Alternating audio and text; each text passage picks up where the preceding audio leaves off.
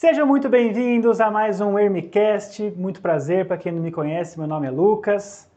Hoje eu estou com um grande amigo meu aqui, todos são, como eu sempre falo, mas esse é especial porque olha o que ele fez aqui no nosso ambiente do Hermicast, né? Vou explicar por que ele mexeu tanto assim. Hoje eu não vou perguntar o que ele faz, hoje eu vou falar. Ricardo é proprietário da TDA, ele é especialista em realizações de promoções e vídeos, podem corrigir se eu estiver falando coisa Não, errada, fica tranquilo, tá certinho por Ele enquanto. faz promoções de vídeos institucionais de empresa, faz todo o estudo em relação ao que o cliente está precisando e bota a mão na massa também, né? Edita, faz de tudo, como todo bom empreendedor, né? Exatamente. E ele chegou aqui, aceitou meu convite humildemente, chegou aqui, olhou a parte técnica, né? Trabalha com isso. Eu estava explicando para ele como é que funcionava, ele parava, analisava, pensava, né? Você não fala, deixa que eu conto tudo, tá? Tá. E ele falou, Lucas, vamos mexer um pouquinho aqui, essa mesa, você aceitaria uma sugestão? O que você acha? Ó, tem uma questão técnica aqui. Eu pensei assim, bom, ele já aceitou vir até aqui, então vamos fazer o seguinte, Ricardo, toma conta aí, só não tenho recursos, então não reparem em tudo que está aqui, que ele, coitado, ele não tinha recursos suficientes. Falei, vamos mandar pela empresa, o que você achar, bota lá. Então hoje, a direção artística, não sei como é que fala, direção de fotografia é do Ricardo, tá? Mas o resto é com a gente aqui. Mas não julguem o coitado que ele não tinha muita Mas coisa foi para muito fazer. legal que eu consegui fazer um tour aqui na MTEX, ver todos os espacinhos pra gente escolher, né? Manequim, a roupa, os apoios, deu tudo certo. Esse setup aí, pessoal, demorou 1h30, mas tudo bem, é assim mesmo, né? Mas é gostoso, a gente vai aprendendo e eu queria te agradecer por ter aceitado, agradecer por ter vindo. Desde o começo você aceitou, te mandei áudio uns 3 meses atrás, né? E você foi solícito, topou de cara, então falei, deixa eu esperar as coisas avançarem um pouquinho mais, aí ele vai lá para dar umas dicas pra gente. Então já apresentei ele, falei demais, vou só dar mais um recadinho, depois eu vou deixar o Faustão vai parar de falar, eu vou deixar um pouco o convidado falar aqui. Pessoal, esse podcast está na íntegra nas nossas principais plataformas digitais de áudio, no YouTube também. Nos dias seguintes a gente lança os cortes, no máximo 2 dias para quem não gosta de vídeos muito longos. Estamos no Instagram, Facebook e mídias sociais. Os links da TDA também estão na descrição, acompanhe lá, tem site, tem Instagram, são ativos, é bem legal. Conheço o portfólio deles, institucional também. Tem o nosso canal de vlogs que a gente acabou de lançar, que o YouTube pediu aí para... Os algoritmos pedem que a gente separe os assuntos, né? Então a gente acabou tirando os vlogs desse canal, continua só com os podcasts e os cortes. Nesse canal também estão os vídeos nossos de como medir, que foi o Ricardo que produziu há muitos anos atrás. Tem vídeo aqui com 10 mil visualizações, um orgulho nosso. E quem está no YouTube, por favor, se inscrevam, comentem o que vocês acharam de tudo isso daqui. Acharam o nosso bate-papo, nossa evolução, já veio tanta gente aqui, estamos firmes e fortes e só decolando. Alguma coisa aí, produção? Tá certinho? Mídias sociais. Já foi tudo, né? Tudo certo? Tudo certo. Meu amigo, como é que tá o CrossFit? Continua? Vixe, tô voltando agora, viu? Depois de uns 8 meses parado. Tudo isso, desde a pandemia? A pandemia começou, eu parei, né? E até pelo tipo de trabalho que eu tenho, qualquer tipo de exercício físico ajuda muito. Porque por mais que as câmeras estejam cada vez mais leves, você carrega um monte de coisa o tempo todo. Você carrega tripé, você carrega a luz, a câmera cheia de parafernália em volta vai ficando pesado.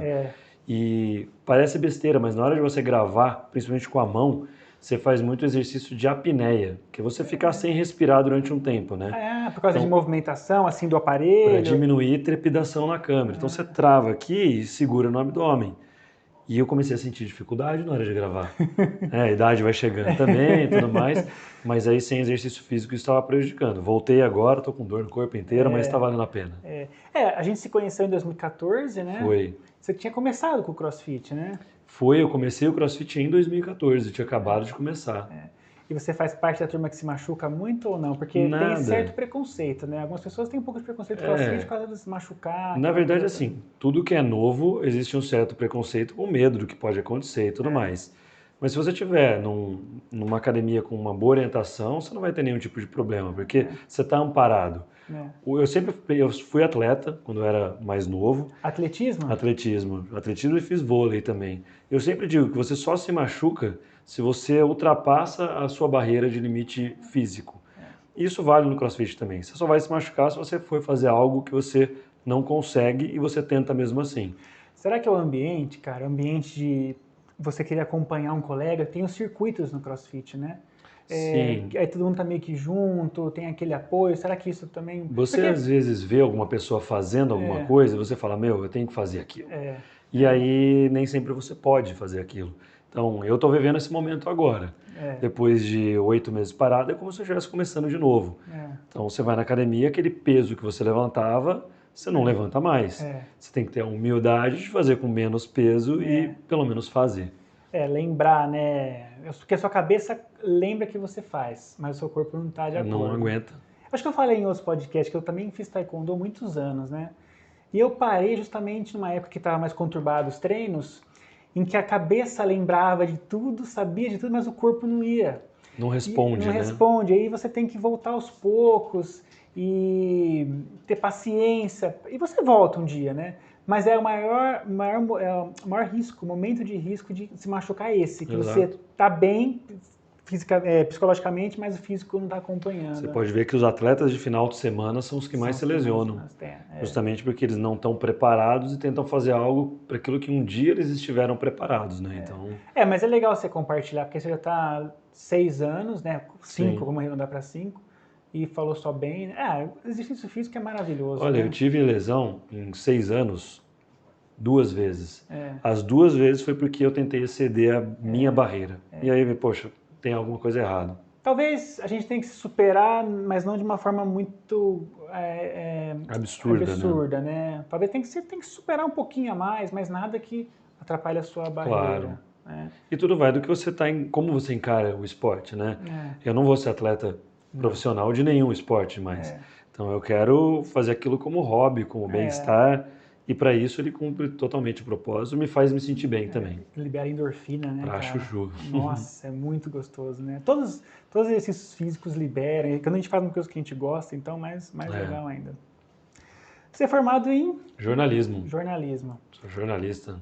Faz tempo que você está formado? Para o pessoal fazer conta aí de quantos anos você tem? Me formei faz 16 anos.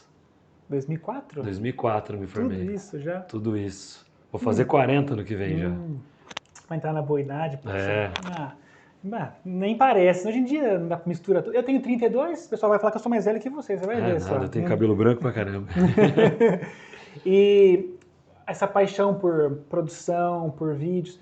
Aliás, é bom perguntar para você. Eu falo assim, como produtor de vídeo, como produtor de conteúdo, o que você denomina que a TDA faz e você em específico à frente dela? É difícil uma denominação hoje em dia, porque as coisas foram se misturando e as pessoas vão se confundindo também. Muita gente fala, eu sou filmmaker. A tradução de filmmaker seria cineasta, quem faz filme para cinema. Hoje o que existe no que eu faço seria videomaker, que é o fazedor de vídeos. Mas não é só isso, a gente é muito mais, a gente faz uma produção de vídeo. Então, o que envolve isso? Desde a preparação prévia, com o meu conhecimento de jornalista, a gente consegue montar os roteiros, escrever os textos, fazer toda a parte de captação, edição e a finalização disso na parte de pós-produção, que é uma inserção ali de uma animação, de um texto, de uma vinheta de introdução, coisas que complementam o vídeo. Não são o vídeo em si, mas complementam o vídeo para dar uma cara mais comercial, causar um impacto maior. Então, com o conhecimento de jornalista, você se apaixonou pelos vídeos e se aprofundou, é isso? Na verdade, veio antes. Foi algo engraçado, mas quando eu tinha 13 anos, eu ficava estudando, estava lendo ali um livro da escola e eu ficava estudando fingindo que eu estava apresentando o Jornal Nacional. Inclusive eu falava boa noite antes de começar e era a hora que eu terminava, só para me sentir naquele ambiente. E foi justamente nessa idade que eu descobri que eu queria trabalhar com jornalismo, mas com audiovisual. Eu não queria trabalhar em jornal impresso, não, eu queria trabalhar com televisão. Naquela época, obviamente, ninguém falava de YouTube, de internet, nada disso. Mas vamos chegar lá, cara, porque há 6 anos atrás, quando eu te conheci, também não era o que está hoje. Não era. Mudou muita coisa. Uma coisa muito rápida, né? Vamos chegar lá. E aí você estava comentando que você tinha a intenção de virar...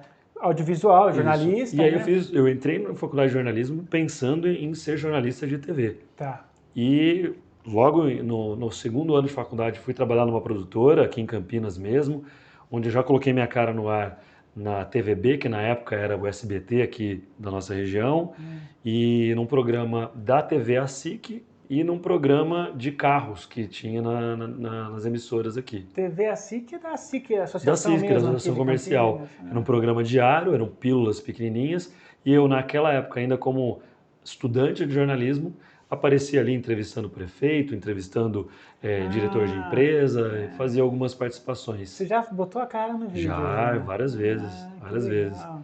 E aí, assim, durante a faculdade de jornalismo, eu percebi que realmente era aquilo que eu gostava. Na faculdade, pessoal, tem uma matéria em relação a isso? Tem. Você tem contato? Obviamente então. que dentro da faculdade de jornalismo você tem muitas áreas diferentes. Tem um foco que é dado para revista, naquela época já estava começando a se falar em web. E tem uma parte que era de jornalismo audiovisual, assim como tinha de rádio também. E foi uma base muito boa, onde eu pude experimentar muita coisa. Eu acho que a faculdade é para isso, né? Para você fazer experiências, criar novos estilos, sem perder a base daquilo que te tinha introduzido. Mas a faculdade da vida, essa faz toda a diferença. A hora que eu fui botar minha cara no ar e perceber o que tinha de bom, o que tinha de ruim, o que precisava melhorar, o que eu precisava mudar, ali começou a evoluir de verdade. Então. Mas daí, pós-formação, tem algum curso ou foi na raça mesmo? Não, eu fiz a faculdade, terminei a faculdade, eu estava trabalhando ainda nessa produtora, aí eu já estava fazendo um programa em rede nacional da TV Record. Aí era rede nacional mesmo, programa de domingo. A produtora. A produtora. E eu era repórter e eu coordenava a edição desse programa. O que falava no programa? Só de carros. O programa chamava Esporte Motor. Esporte Motor. Quem que apresentava?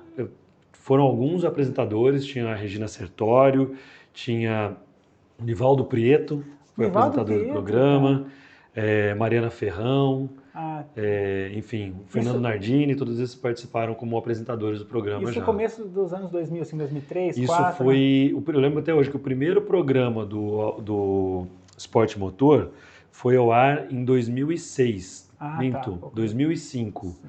E foi o ano de 2005 até o final do ano de 2006. Foi 1 ano e meio que o programa durou e eu participei de todas as edições dele, do primeiro ao último. Que legal. E aí foi logo depois do programa, quando encerrou, eu tinha um sonho, que era fazer pós-graduação fora do país. E eu fui para a Espanha fazer um curso de pós-graduação lá, em Barcelona. Também focado no audiovisual. Era um curso que lá eles chamavam de reportagem em TV. Só que eles enxergam a reportagem de um jeito um pouco diferente do que a gente enxerga aqui. Lá para eles era uma coisa um pouco mais próxima do documentário. E foi uma ótima experiência, porque lá eu aprendi a pôr a mão na massa no sentido de captar imagens e editar vídeos. Então eu completei o ciclo, não só o jornalista que escreve texto e fica na frente da câmera, mas eu aprendi a operar a câmera e aprendi a usar a edição de vídeo paralelo à edição de texto que o jornalismo me deu como base. Que dá um trabalho, pessoal, editar não é fácil, filmar não é fácil. Vocês estão vendo nossa evolução aí, mas estamos capengando e é difícil, cara, não é fácil. É um aprendizado contínuo e as coisas, como você comentou, mudam muito rapidamente. Nossa, até a parte de máquinas, né, de equipamentos, ela vai se atualizando. Como você faz para se manter atualizado? Chega uma hora que você fala assim, bom, já estou num 4K, um 8K, tá bom, vou esperar um pouco mais. Você quer saber como é que faz para atualizar? Levanta esse dedo aqui, ó. Agora levanta esse. Junta os dois e mexe. Dinheiro. Não tem que fazer. Porque não tem jeito. Cada vez mais rápido você tem que trocar de equipamento. E os melhores equipamentos sempre são caros, porque todos eles são baseados em dólar, é tudo equipamento importado, né? Mas daí, câmera, microfone, luz. Você consegue trocar? Tem mercado ou você Tem perde mercado muito? que você consegue girar. Então, por exemplo, nesse ano eu comprei um equipamento, um computador para edição novo, mas eu vendi um antigo.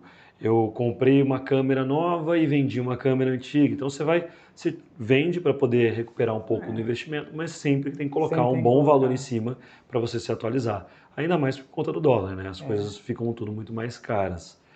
E o tempo é muito rápido. Com câmera que eu comprei 2 anos atrás, eu já estou trocando de novo. Nossa, 2 anos? 2 anos. Essa aqui filma nossa, a gente tem 5 anos.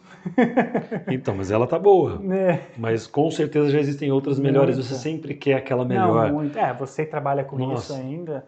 Quando eu vou viajar com a minha esposa, ela fala assim, poxa, mas a gente vai viajar e você só fica... Eu tô aqui querendo comprar roupa, brinquedo para as crianças, coisas para me divertir. Você quer comprar só câmera, lente? Poxa, mas isso me diverte absurdamente. É a sua paixão também, não é só seu trabalho, né? E como você compete com o povo do... Com o povo não, vamos menosprezar. Com o pessoal do iPhone, do Samsung, que pega o celular e fala assim, vou fazer um trabalho eu mesmo, institucional, e vai filmando. Você sentiu que deu uma desvalorizada o avanço do equipamento, assim, celular, câmeras, no seu trabalho? Porque você acabou também percebendo que as pessoas estão contornando isso, porque eu percebo isso com fotografia. Não posso generalizar, mas tem muita gente que decide virar fotógrafo e começa com iPhone, com câmeras pequenas, joga o preço lá embaixo, né? Tem muita oferta e demanda hoje em dia. Como é que você está nessa parte? Te atrapalha? Ou como tem muita coisa por trás? Eu digo que é o seguinte, o celular está ficando cada vez mais moderno e vai ficar cada vez mais moderno a ponto de ter imagens com uma qualidade cada vez melhor. Só que não é só a qualidade da imagem que conta, mas o olhar de quem está por trás. Que nem aconteceu aqui com a gente. É o que eu brinco muitas vezes. Não sei que carro você dirige, mas geralmente a gente vai dirigir carros populares e de médio porte. Você gostaria de pilotar um carro de Fórmula 1? Poxa, gostaria. Mas eu não posso ter um carro de Fórmula 1 hoje. Agora, se eu tivesse um carro de Fórmula 1 aqui na minha frente nesse momento e falasse vai e anda, muito provavelmente eu bateria na primeira curva. Porque eu não tenho a capacidade técnica de operar aquela ferramenta. Em compensação, um iPhone na mão de quem sabe fazer um trabalho muito bom, vai atender muito bem. Eu digo que eu já usei o iPhone para fazer uma cena ou outra de alguns vídeos. E a hora que você coloca no contexto, junto com outras imagens, você nem percebe se foi de iPhone, se foi de drone, se foi... Você vai perceber que é uma imagem boa. A própria Apple, quando coloca as fotos, os vídeos para fazer propaganda do iPhone, são sensacionais os vídeos que tem. Mas são quem estava captando aquilo era um fotógrafo, era um videomaker, um filmmaker profissional. São pessoas que já têm essa capacidade. O conhecimento, sim, faz a diferença. O equipamento, nem tanto. Eu falo que, assim, uma vez eu acompanho um canal no YouTube que eles fazem esses comparativos. Eles pegaram um iPhone na mão de um profissional e colocaram uma câmera de cinema, uma Red, na mão de um amador. E o resultado você fala, com qual imagem você prefere? A do iPhone é muito melhor, porque quem estava operando tem uma capacidade técnica muito maior do que quem estava com a câmera profissional. Tem razão. Seguindo a cronologia aí da sua formação, da sua experiência, você foi então para a Espanha fazer a pós. Sim. Durou quanto tempo? Foram 4 meses, porque era uma pós-graduação intensiva, era todos os dias de curso de segunda a segunda. Botando a mão na massa. A língua foi um empecilho? Não, porque eu já tinha feito curso de espanhol, minha família toda fala espanhol, meu pai é uruguaio, então desde criança eu sempre ouvi espanhol, até por isso foi um facilitador, né? De ir para um lugar onde tinha um idioma que não é tão diferente do nosso e que eu tinha uma facilidade tanto de ouvir como de me comunicar, então foi tranquilo. A Fabi Rocha, que esteve aqui no podcast, não lembro agora, acho que foi número 6 ou 7, ela também fez pós de arquitetura lá na Espanha, cara. Sim, a Espanha é muito forte, ela provavelmente deve ter feito também em Barcelona. Pós ou o que foi que ela fez? Foi intercâmbio? Bom, vamos assistir no vídeo aí, pra gente ver o que ela fez. Mas ela Barcelona é uma capital muito forte da arquitetura por causa do Gaudí e tudo mais, então lá tem... O pessoal de arquitetura respira arquitetura lá, então eu tive a oportunidade de ver e realmente é muito bonito. Que legal. E na parte de cinema, o cinema espanhol está crescendo muito, você pode ver até Netflix, né? Casa de Papel, Vis-a-Vis, vários outros filmes e séries espanhóis que têm roteiros muito bons e está cada vez caindo mais no gosto do restante do planeta, que antes era muito só Espanha, né? Hoje eles têm crescido muito. O que foi bacana lá na Espanha é que, como eu te falei, antes de ir eu trabalhava num programa de carros da TV Record. Mas óbvio que você sempre tem vontade de ir para a Globo, né? Ainda mais quando a gente falava do auto esporte e tal. Eu sempre tive esse desejo. E foi lá na Espanha que eu tive a primeira experiência em fazer um trabalho para o auto esporte. Eu estava lá, ia acontecer um rally de carros antigos e eu entrei em contato com o diretor do programa na época. O diretor da Globo. O diretor da Globo, falando, olha... Tinha já esse contato, esse Tinha, sabe por quê? vocês? Eu sempre queria fazer isso. Uma semana antes de eu ir viajar, o diretor do Autosport me ligou e falou, olha, tem uma vaga para você.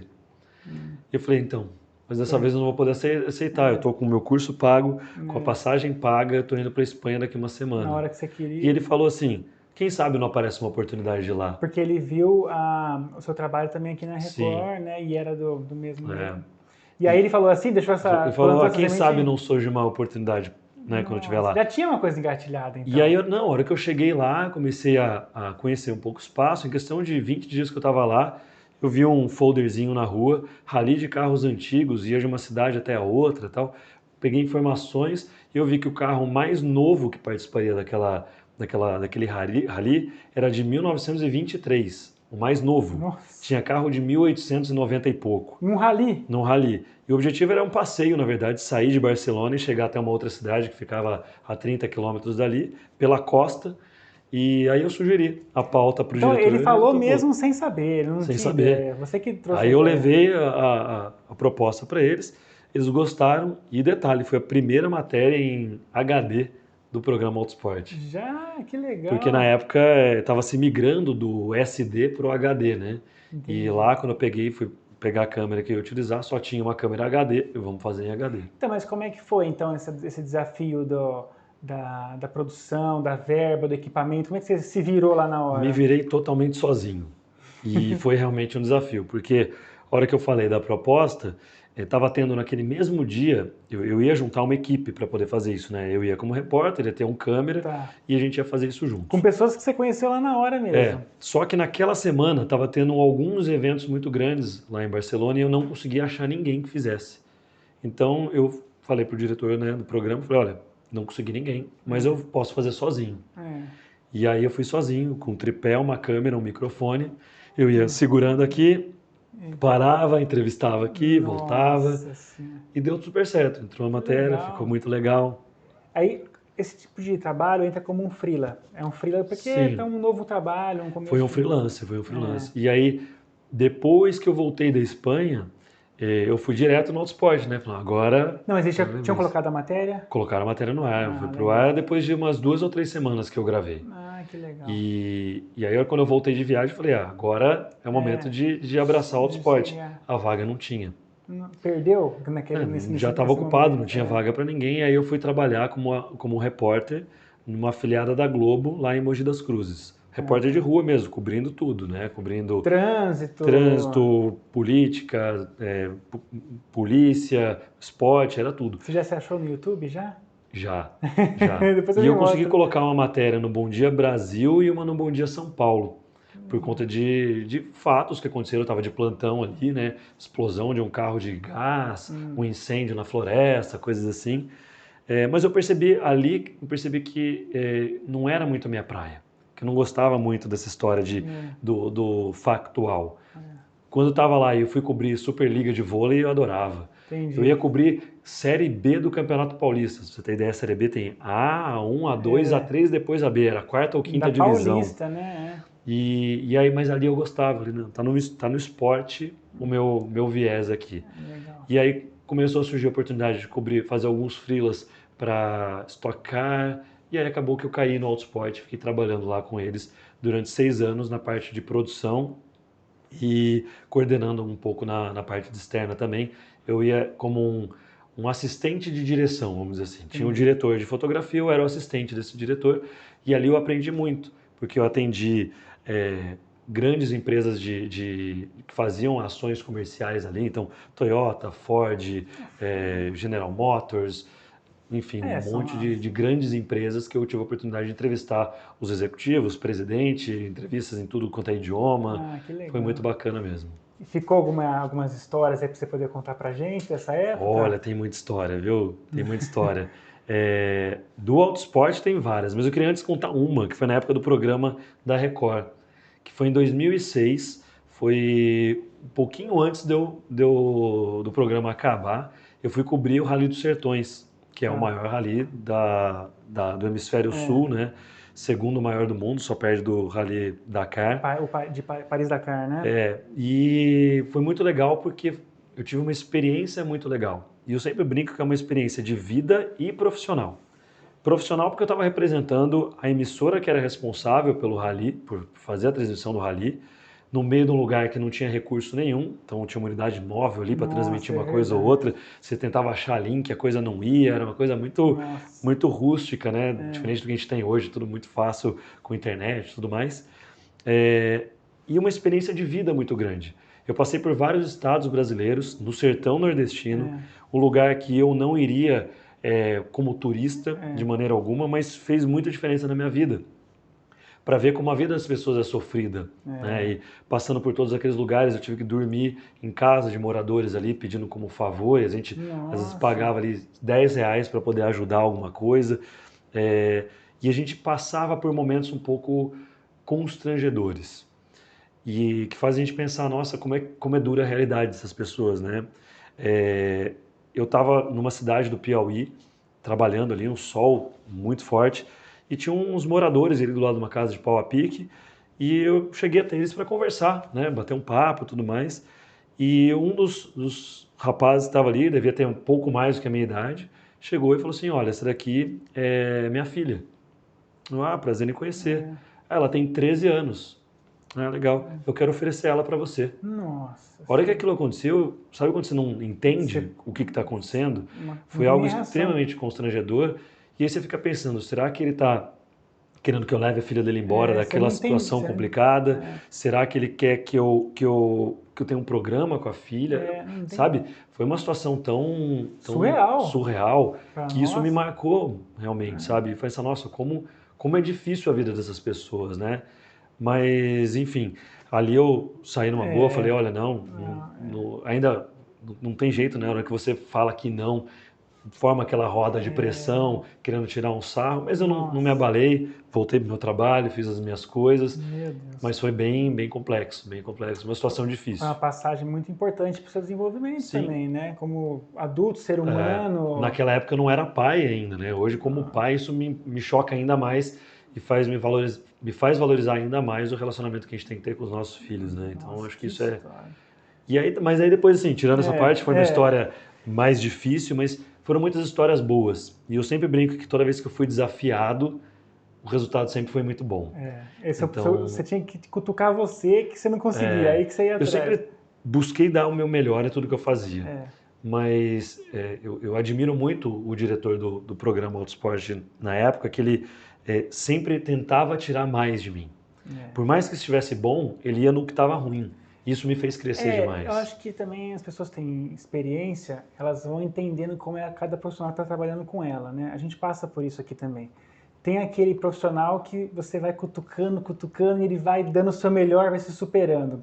Tem gente que é ao contrário, que depende de um outro tipo de tratativa, mas acho que ele deve ter percebido que você tinha esse sangue nos olhos, né? E foi te cutucando na parte pior, porque parece assim, é que nem aqui na empresa, você faz 1 milhão de coisas boas. Quando acontece uma crítica negativa, alguém fala mal do seu trabalho, parece que você esquece tudo de bom que você fez. É verdade. Você pega só aquilo, né? E aí você acaba se pendurando naquilo para uma forma de joga para baixo. E tem gente que reage, cada um tem um jeito, mas acontece muito isso mesmo. Então, e aí ele ia te cutucando... Eu nunca gostei de ser cutucado dessa maneira.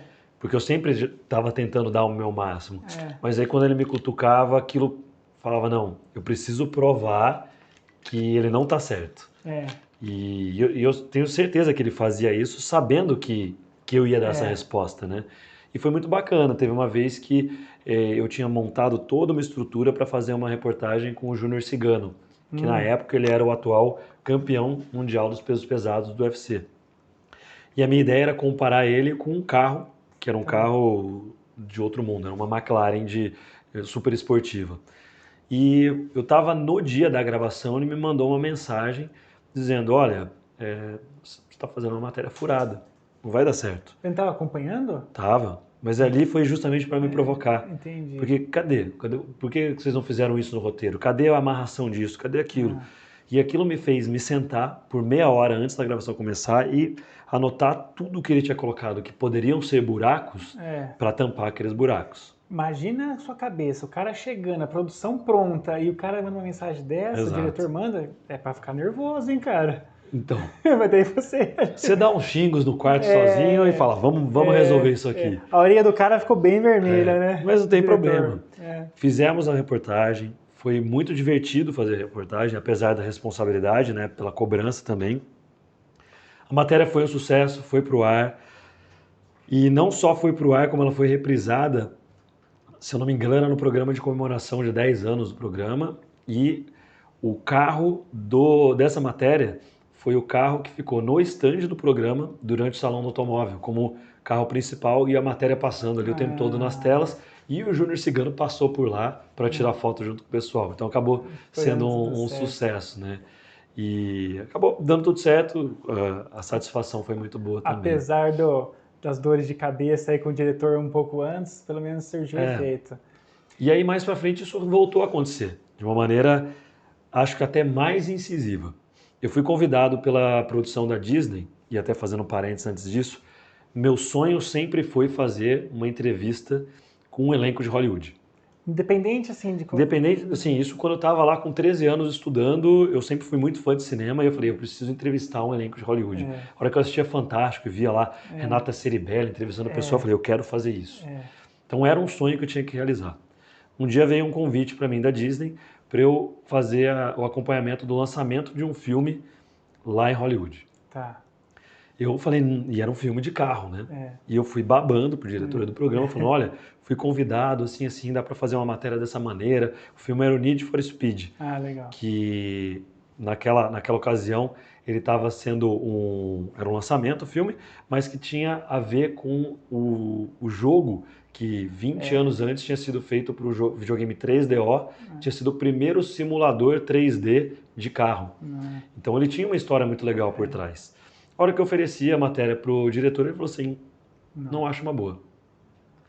Aí eu peguei, fui lá, comecei a rabiscar, mostrar para ele por que era uma boa. Levei para ele, ó, é uma boa por causa disso. Ele falou assim, eu acho que você só tá promovendo o filme. Eu, não, mas olha, tem isso, tem aquilo, não sei o que e tal. É o mesmo diretor? O mesmo diretor. Eu comecei a colocar coisas para ele falou assim, eu não vejo isso dando certo. Aí eu cheguei, coloquei, bati em cima da mesa e falei assim, então vamos fazer o seguinte, o programa não vai ter custo nenhum com essa produção, porque o convite é da Disney, todos os custos estão pagos por eles. Eu vou e faço, e trago a matéria. Se você não colocar no ar, você não precisa pagar a minha diária. Tá. Agora, se você colocar, você paga. Ele falou assim, tá bom, quero ver então. E aí? Fui sozinho. Sem equipe? Sem equipe, só eu. Viajei, saí daqui do interior, fui de carro até São Paulo. Só né? com curiosidade, como é que acontece esse tipo de networking, esses convites? A Disney viu no Brasil quem faz um programa de carros e aí gostou de uma matéria que você fez. Porque você não trabalhava, o Allsport não tinha só você. Não, tinha outras pessoas. Outras equipes. O que acontece é que às vezes você está ali, né, em vários eventos durante muito tempo, conhecendo o pessoal, e vira e mexe a gente ligava para saber se tinha alguma coisa e tudo mais, você acaba fazendo um contato. E na hora que eles percebem a oportunidade também de colocar um programa, uma matéria no ar, num programa de relevância, eles acabam chamando, né, entrando em contato comigo. Curioso é que um ano antes eu tinha tido a oportunidade de fazer o lançamento do filme Velozes e Furiosos em Londres. Só que eu não pude ir, a gente fez a matéria, mas eu não pude ir porque eu estava de férias naquele período, então foi um amigo meu. Foi o último filme que o Paul Walker fez do Velozes e Furiosos. Nossa. E aí depois não deu certo. Depois ele voltou, né? Que ele fez 2. Foi o último que ele fez antes dele falecer, né? Mas é mais recente, então. Foi acho que era o 6, se eu não me engano. Hoje já tá no 9, se eu não me engano. Mas então eu tinha perdido aquela oportunidade um ano antes. Aí falei, dessa vez eu não vou perder. Então o que eu fiz? Eu fui para São Paulo, de São Paulo eu peguei o voo até Atlanta, esperei várias horas em Atlanta, peguei outro voo até Los Angeles, aí eu aluguei um carro, fui até o hotel, um hotel muito bacana lá em Beverly Hills. Aí, legal, naquele dia à noite eu ia assistir o lançamento do filme. E no dia seguinte fazer entrevista com o pessoal. É tudo com hora marcada direitinho, Tudo você com hora marcada, cronometrado. tudo cronometrado, era assim, impressionante. Tem que chegar com tudo, porque eles ficam lá esperando, os atores, tem que atender o mundo inteiro, né? Tinham jornalistas do mundo inteiro participando, e eles separaram, né, quem era de jornal, quem era de TV, e no Brasil, na parte de TV, a gente tinha exclusividade. A gente tinha exclusividade de lançar, de fazer primeiro. Nós seríamos os primeiros a colocar no vídeo. Isso eles, não lembro o nome, era embargo. Então, a Rede TV também estava, mas com outro viés, era o viés do lado pop mesmo, cultura pop, e a gente com o lado de automóveis. E estava 4 rodas, mas a 4 rodas só podia publicar depois que o Autosport publicasse por esse embargo que a gente conseguiu. Então eu tinha que colocar matéria rápida também. Tem essas coisas, tem né, a parte burocrática aí no meio. Eu sei que aí a gente foi fazer essa... Eu fui assistir o filme à noite, fui de limusine. Nossa, eu não imaginava, eu estava esperando que eu ia entrar numa van. Eu entrei numa van, perguntei, vai pro cinema, né? O rapaz da van falou, não, aqui é para tal empresa, tal, não sei o quê. Desci da van, daqui a pouco encosta uma limusine e eu entrando sozinho na limusine. Fui levado até o cinema de limusine. Falei, nossa, eu me sentindo um ator de Hollywood, né? Não tinha mais colegas junto de outros países? Tinham, mas eles iam direto ou iam por outros meios. E eu fui levado naquele horário ali para assistir o filme. Assisti o filme, voltei para casa, para o hotel, né? Não dormi aquela noite, fiquei rodando, passeando, fazendo um monte de coisa. No dia seguinte, a minha entrevista... Foi produtivo assistir o filme antes, né? Para você Sim, para você entender qual que é o enredo um pouco melhor, saber um pouco mais do que perguntar. Do que você estava com um caminho traçado, você deu uma mudada depois do filme? Deu uma ajustada. E aí, a minha entrevista era só à tarde, no dia seguinte. Então eu me preparei bastante de manhã, mas fui dar um passeio de manhã, fui andar na Calçada da Fama, fui fazer um turismo também que precisava, né? É gostoso a Califórnia, né, cara? É muito bom. Conhecer lá. E aí eu fui fazer a entrevista, realizar o meu sonho. A primeira pessoa que eu entrevistei... Tremeu na base? Nossa, mas eu tremia demais, como eu nunca tremi na minha vida. Você tinha experiência já, mas era um sonho a ser realizado, né? E aí, assim, eu falo que as coisas às vezes acontecem da maneira como elas têm que acontecer. A primeira pessoa que eu entrevistei foi uma atriz britânica. E era muito difícil de entender o sotaque dela. E aí eu trabalhava para um programa de carro. A minha primeira pergunta para ela foi: o que você achou dos carros do filme? Ela falou assim: são carros. Nossa. Com aquela frieza britânica. Eu falei, tá bom. Então fala um pouco desse carro que está atrás aí da gente. Aí ela falou assim: eu não entendo nada de carro. Esse carro é amarelo. E eu falei, e agora? Como é que você vai sair? Primeiro que eu tô com dificuldade de entender o que ela fala, eu tenho 4 minutos para fazer a entrevista com ela, e 4 minutos a partir do momento que você senta, não é a partir do momento que você começa a falar. Tem que ser rápido. Tem que ser muito rápido. Aí eu vi que não ia render nada, eu falei assim, tá bom, obrigado. Levantei e fui embora. Nossa. E eu fiquei assim uns 5 minutos ali com a mão na cabeça, falando assim, e agora? Eu travei. Só que não é que eu tinha travado, é que não fluiu a conversa naquele momento. E na sequência vinha a entrevista com o protagonista do filme, que é o Aaron Paul, que ele fez o Need for Speed, que era esse filme, e ele foi um dos do Breaking Bad, né? E, poxa, o dele fluiu muito legal, porque aí ele era um cara mais simpático também na hora de conversar, e eu comecei um pouco mais leve, tentei levar um pouco mais leve a conversa, e aí fluiu, tanto é que a hora que deu meu tempo eles avisam, né? Mais uma pergunta. E aí eu fiz a última pergunta, só que aquela pergunta, ela exigia mais uma. Entendi. E eu fiz a pergunta seguinte, e os caras fazendo assim pra mim, e o cara respondendo e tal. Tudo bem. Geralmente o pessoal lá não gosta quando você extrapola, né? Mas tudo bem, foi uma vez só. Na sequência eu entrevistei os coadjuvantes do filme. E entre esses coadjuvantes estava um músico que ficou famoso depois, eu não vou me lembrar o nome dele agora, e tinha um cara que ele na época não era famoso. O único filme que eu tinha assistido dele, além do próprio Need for Speed, era aquele filme O Retorno da Múmia, que ele era o príncipe do Egito. Não era Uma Noite no Museu? Uma Noite no Museu. É esse mesmo. Uma Noite no Museu 2. Que ele era o filho do ele estava príncipe. preso lá. Esse mesmo, verdade, bem lembrado. E aí... Ainda bem que a gente conversou um pouquinho antes. E aí é que ele era uma múmia, né? Então eu confundi com outro filme. E aí depois ele veio a ganhar o Oscar como o Fred Mercury, né? No filme dele. Foi muito bacana. Eu não me lembro o nome dele, mas eu sei quem Eu foi. lembro que é Malek sobrenome, Malek, mas o primeiro nome eu realmente não me lembro, E porque é um nome diferente. Ele... Te marcou como era coadjuvante na época? Eu achei muito legal fazer, porque eu tinha assistido ele no filme da Noite no Museu. Então, e ele era um cara muito simpático. Tanto é que antes da entrevista mesmo começar, ele já estava batendo papo, falando sobre carro, falando sobre o Brasil. Falou, pô, eu sei que no Brasil o pessoal é fã de carro e tal. Então fluiu muito legal. E depois... Malek. Como? Rami Malek, isso mesmo. Que ele tem um nome egípcio aí, né? Rami Malek. E então foi muito legal poder ter depois... Então você tem no seu currículo ter entrevistado um vencedor do Oscar. Pois é, cara, antes dele ganhar o Oscar, mas foi. Né? Não, mas não importa, cara, tá na história. E entrevistei o diretor do filme também e o diretor de dublês. E foi bacana porque a hora que a gente colocou a matéria no ar, a gente usou muito a questão dos camera car, né? Então eles tinham inclusive uma Ferrari equipada como câmera car, que ele tem uma haste na frente para poder filmar os carros em alta velocidade. E esse foi um dos principais nichos, né, que a gente acabou levando dentro da história do vídeo. E o que aconteceu? Voltei de viagem. Quer dizer que assim, tudo que aconteceu com aquela atriz, você deletou, esquece, você conseguiu superar então essa primeira parte, não perdeu o chão. E aí que eu falei que foi bom ela ter sido o primeiro. Porque se eu tivesse ido primeiro com o protagonista e ali eu tivesse falhado... Você ia bambear. Talvez ali ia complicar mesmo. E quando eu voltei para cá, eu lembro que era muito perto do carnaval. E eu mandei um e-mail pro diretor do programa falando, olha, voltei, não sei o que. Ele não sabia nem que eu tinha ido já.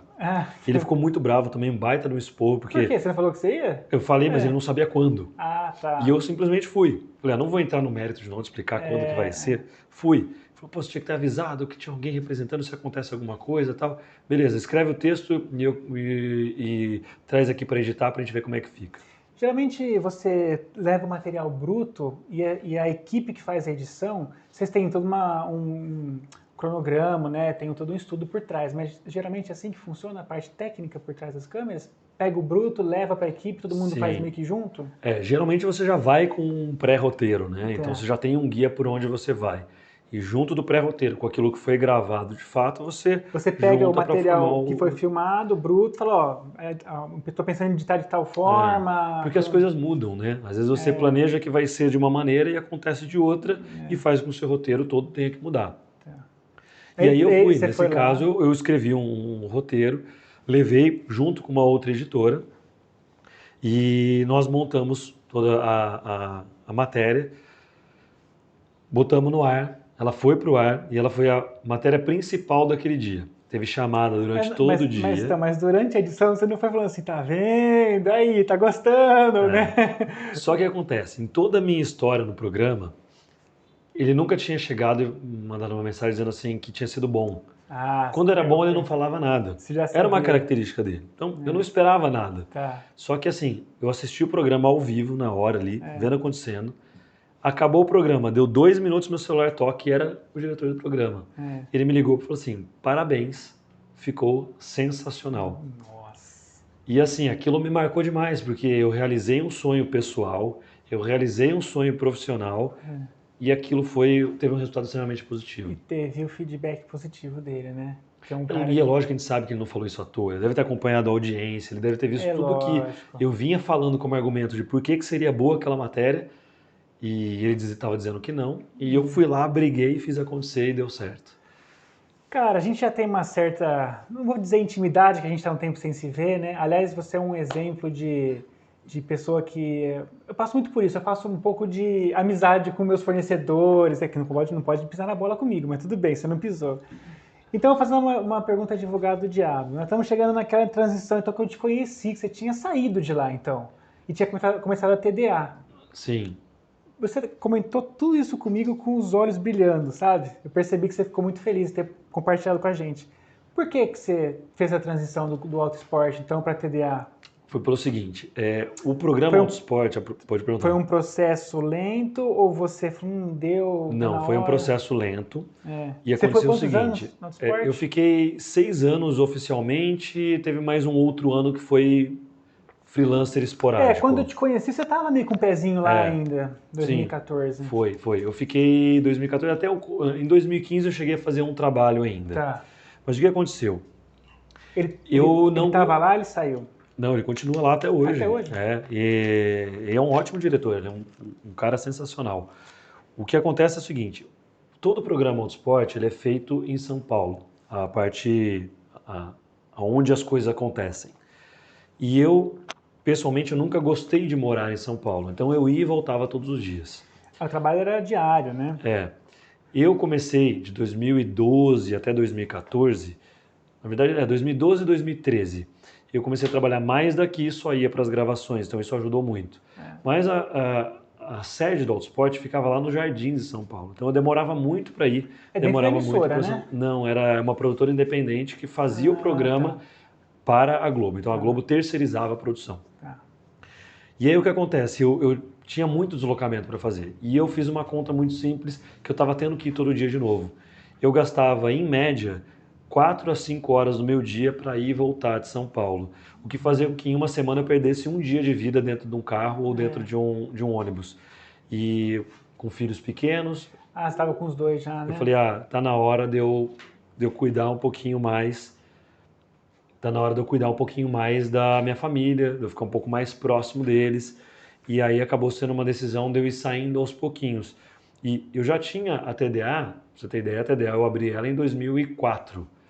Eu já fazia um trabalhinho ou outro por ela, e a partir daquele momento eu comecei a dedicar mais os meus esforços para a TDA. Então, aos poucos eu fui deixando um pouco de lado o Autosport e aumentando o fluxo da TDA.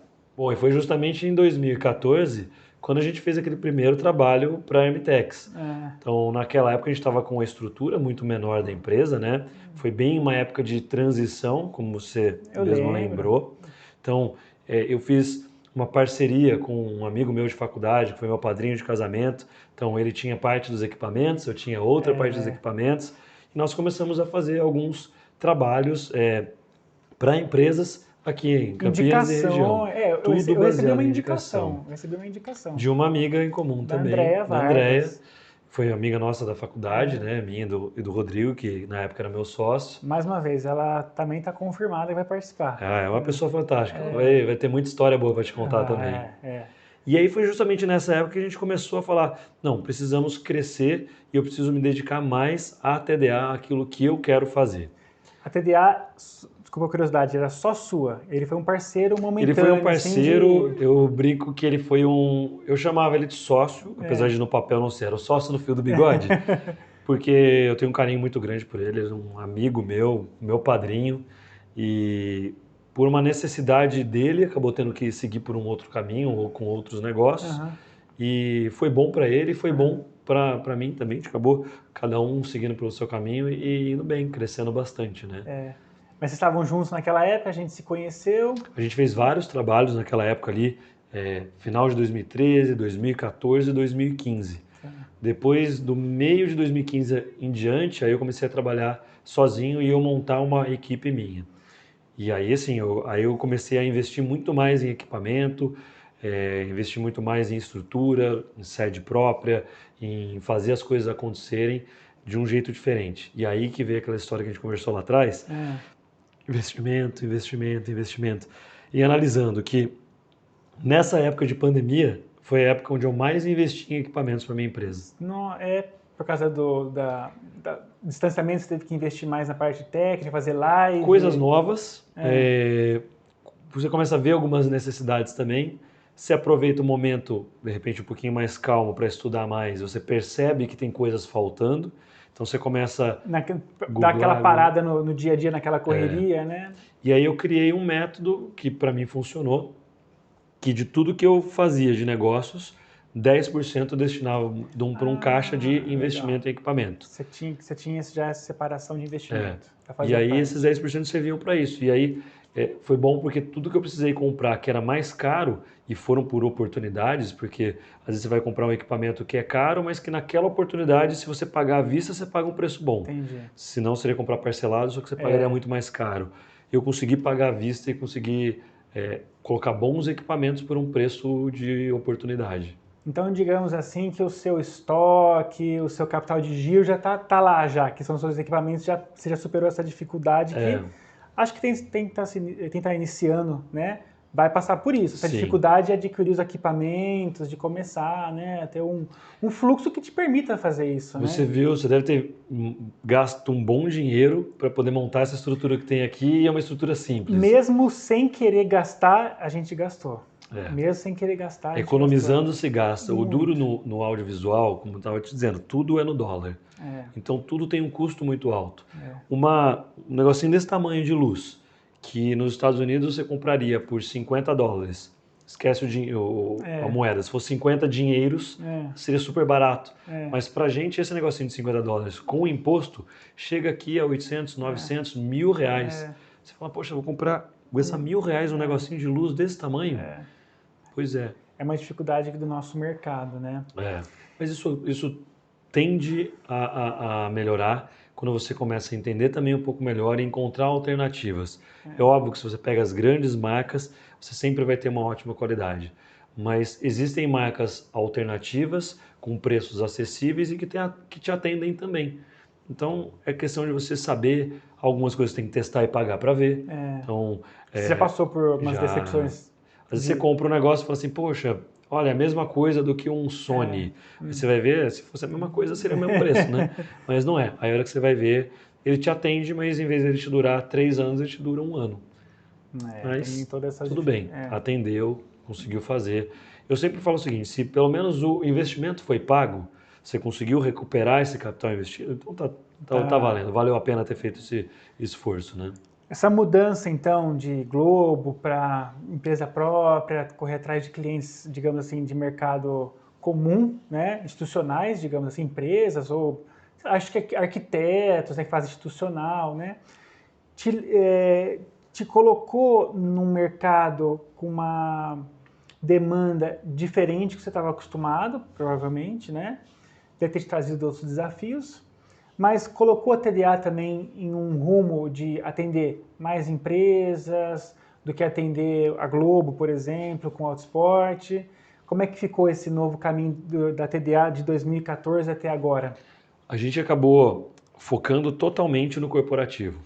Então, a gente teve a oportunidade de fazer, por exemplo, programas em YouTube. A gente acabou preferindo não fazer isso porque demandaria uma estrutura muito maior, com mais gente, mais equipamentos. O que seriam esses programas de YouTube? Tem canais de YouTube que tem programas 2 vezes por semana, 1 vez por semana, são e que requerem produções grandes, grandes, é uma estrutura muito grande.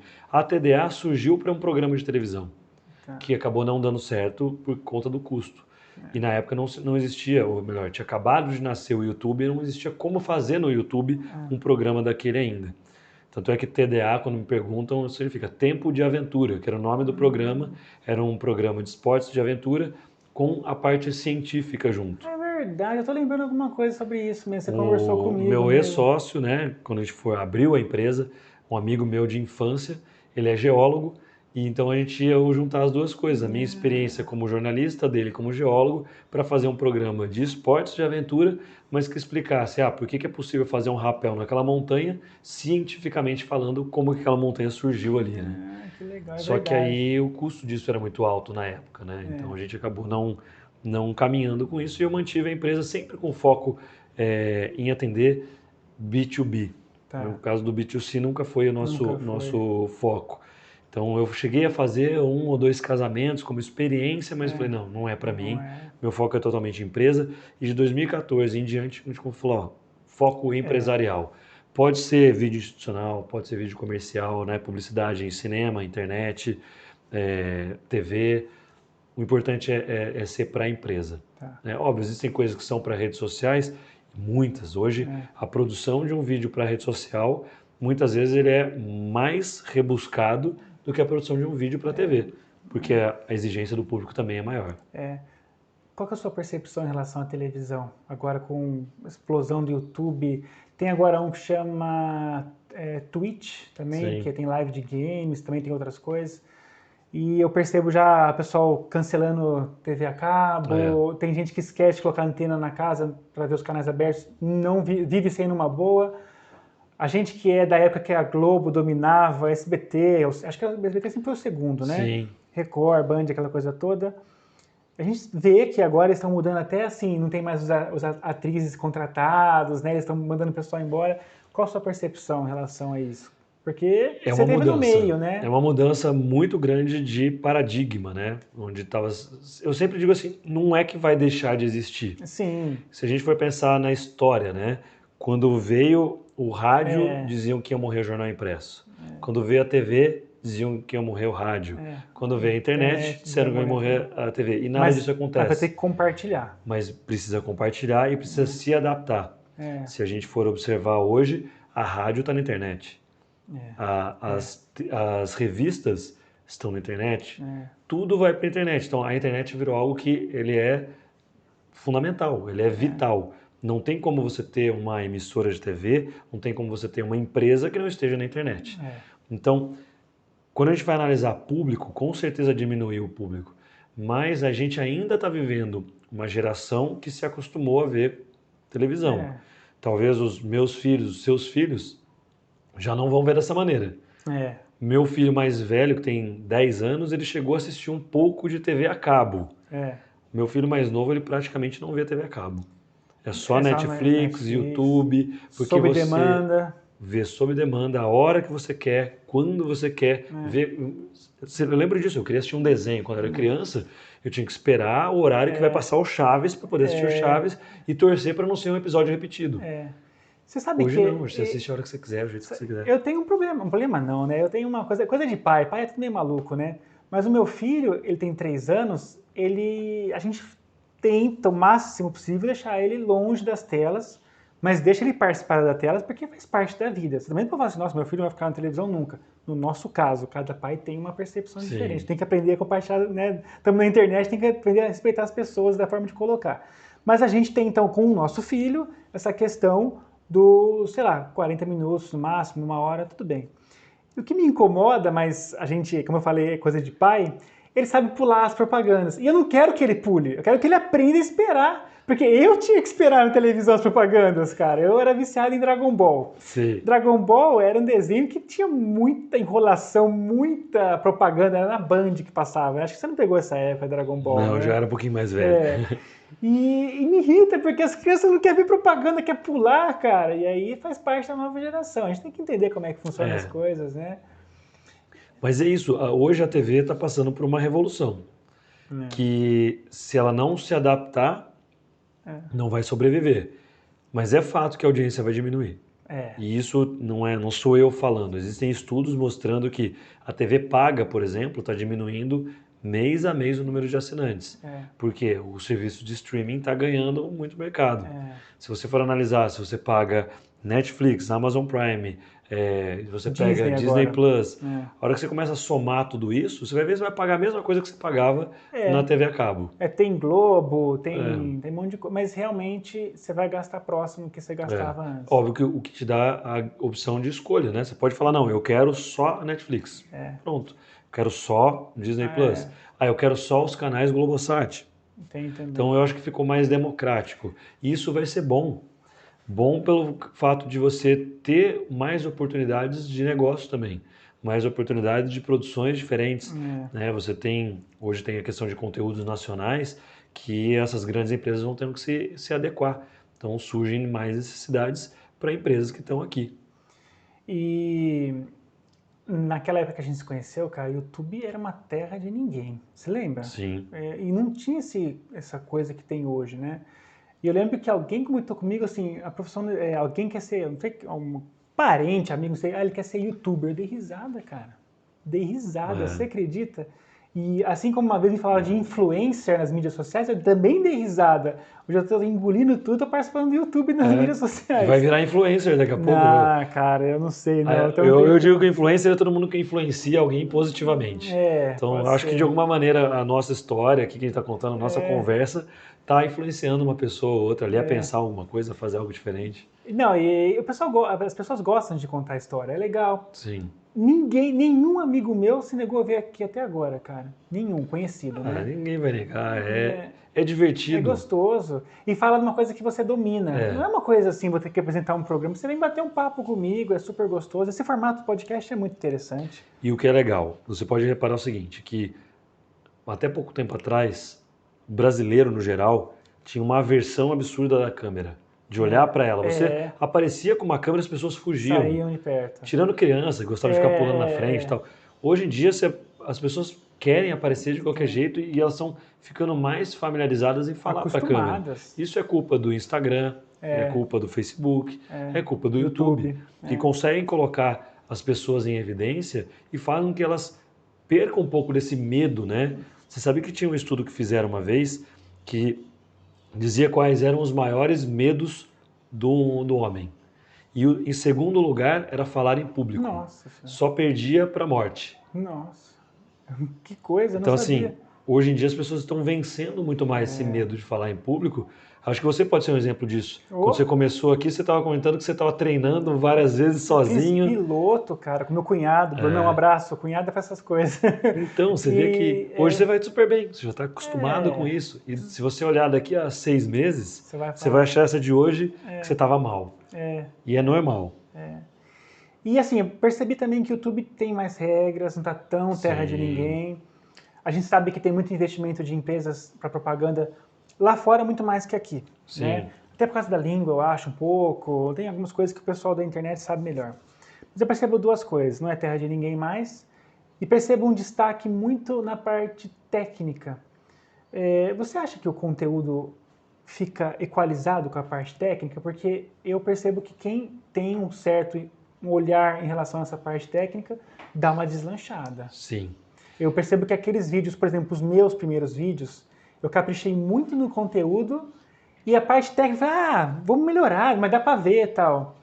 O que você acha? É o seguinte, eu sempre digo isso, inclusive quando eu fazia treinamento para ensinar o pessoal a gravar com celular e tudo mais. O conteúdo tem que ser bom.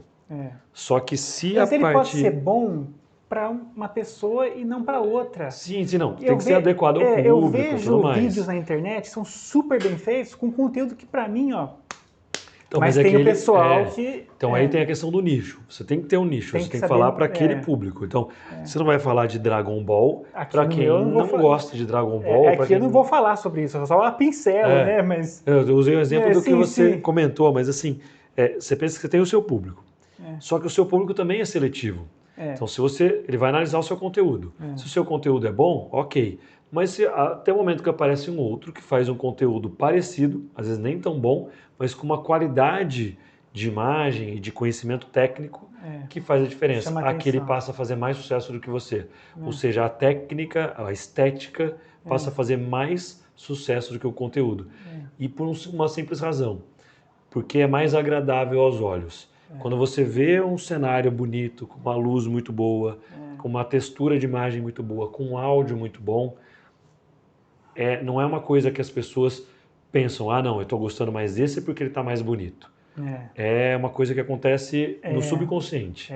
Que nem quando eu pintei a parede, que estava muito branco. Mudou. Você chegou aqui, falei, faz o que quiser. Você virou, porque você, Lucas, precisa ser uma coisa mais receptiva, mostrar mais o rosto. Aliás, dá umas pequenas dicas aí pro pessoal. Fala alguma coisa que vamos lá. Eu acho que é o seguinte, no meu consciente, a dica do áudio foi um stories que você fez. Você estava fazendo uma época, não estava? Estava. Que eu acompanho você. Que você falou assim, gente, não pode deixar de investir no áudio, alguma coisa assim. Mas dá umas dicas aqui pro nosso estúdio, agora você já mudou um pouco. Poxa. Vamos falar um pouquinho do que a gente fez aqui. Primeiro que a parede verde ajudou, tirou um pouquinho brancão, né? Então dá uma cara um pouco mais de estúdio. A gente deu uma distanciada do fundo, então esse é um erro muito comum. As pessoas gravam muito perto da parede e a sensação que dá é que você está espremido, que você está sendo conflitado, acuado o tempo todo. Então, dá um distanciamento que, inclusive, o seu espaço parece maior. O áudio que a gente comentou, usar microfone é fundamental. Então, se você usa no seu celular para gravar alguma coisa, usa o fone de ouvido do seu celular. O fone de ouvido tem a partezinha de áudio que serve para você poder falar com qualidade de áudio. Se você fizer um teste Faz uma gravação com o microfone e sem o microfone, vai fazer uma baita diferença, você vai perceber o quanto isso muda. Outra coisa, a nossa posição aqui. Você repara que nos outros podcasts que você estava gravando, você estava usando uma mesa e estava um de frente para o outro, e ficava todo mundo de perfil a todo momento. Isso não é tão agradável. A gente colocou as cadeiras aqui a 45 graus, a gente fica meio de perfil, mas você consegue enxergar os meus 2 olhos, isso fica mais agradável para quem estiver vendo ali. Tem a questão de enquadramento. Vocês podem observar aqui na imagem aí, a nossa cabeça aqui deve estar muito próxima do limite do final da imagem aqui em cima. Isso faz com que fique mais harmônico na hora que a gente está vendo. A mesma coisa do distanciamento que eu estou em relação ao Lucas. A gente está numa distância que está adequada à regra de enquadramento para que fique mais agradável também. Então são vários detalhezinhos e que ajudam muito. Próximos investimentos técnicos de equipamentos que você acha que a gente deveria fazer, lógico, é uma produção independente, tem um outro objetivo, mas fala, Ricardo, está na hora de botar um dinheirinho aqui, qual que seria o próximo passo? Acho que uma segunda câmera, isso ia ajudar muito para você ter um certo dinamismo para poder... A segunda câmera focando no rosto, assim, como é que é? Uma câmera com o rosto de cada um? Você pode usar uma câmera geral e uma outra câmera onde você vai estar fechada no rosto de um, hora no de um, hora no de outro. O problema é que para isso você vai precisar de uma pessoa para controlar, né? De A para B, de B para A. Ou você pode manter... Quer dizer que precisa de uma outra produtora. Precisa de uma outra pessoa. Quem está ali atrás da câmera vai ter que trabalhar mais ainda. Equipe técnica aqui, a produção, olha, tem... Vamos fazer uma continha rápida aqui, 1, 2, 3, 8 pessoas, cara, não é complicado. Não, mas tem jeito de você fazer sem precisar de ninguém. Por exemplo, quem fala mais durante o programa aqui? É você ou é o convidado? Eu tento que seja o convidado. Então você deixa uma câmera no convidado e a câmera geral está pegando os dois. Legal. Quando você estiver falando, aparece na câmera número 1. Legal. Quando o entrevistado estiver falando, vai para a câmera número 2. Aí precisa daquele switch, é um switchzinho que eu chamo, né? Mas precisa... Você pode usar aquilo para poder fazer mais rápido, mas nada impede você de gravar isso. São ser 2 vídeos, só que depois é um trabalhinho maior de sincronizar tudo também. Tá. Então o próximo investimento é uma câmera e também o segundo seria esse equipamento de fazer essa mudança de quem está falando, mostrar o rosto. Talvez uma coisinha mais de cenário. A gente botou um manequim aqui hoje para poder dar uma... Coitada, tava largada lá no meio do negócio. Mas ficou bonita a nossa amiga aí. Não. Ela não deu trabalho nenhum na gravação. Não, ficou quietinha, nem barulho ela fez. Contratei para falar, mas não falou, mas tudo bem, né? Mas aqui é legal que você pode fazer um cenário que vai mudando de acordo com o tema que vai ser falado, né? Então você pode colocar um manequim, você pode colocar um equipamento, você pode colocar um vaso, você pode ir mudando sempre esse ambiente para ficar mais agradável. Eu acho que também tem algumas dificuldades, por exemplo, se eu for gravar com mais pessoas, eu gostaria de passar por essa barreira. Às vezes eu gostaria de chamar uma outra pessoa para apresentar, que tem dominância sobre outro assunto. Mas daí a gente vai aos poucos. O Ricardo, tá vendo aí? E... espero que você tenha gostado. Eu gostei pra caramba, me diverti muito. Fiquei muito feliz que você contou sua história aqui pra gente.